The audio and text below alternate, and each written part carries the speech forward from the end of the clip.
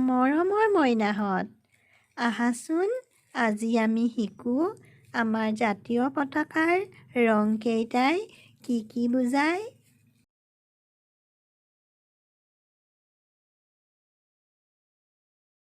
সেউজীয়া। সেউজীয়া ৰংটোৱে কৃষি আৰু প্ৰগতিৰ প্ৰতীকক সূচায়।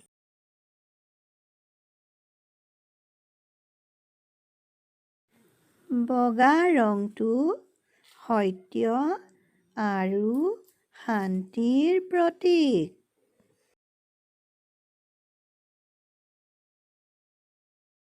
গেৰুৱা ৰংটোৱে ত্যাগ, দেশপ্ৰেম আৰু সাহসৰ প্ৰতীকক সূচায়।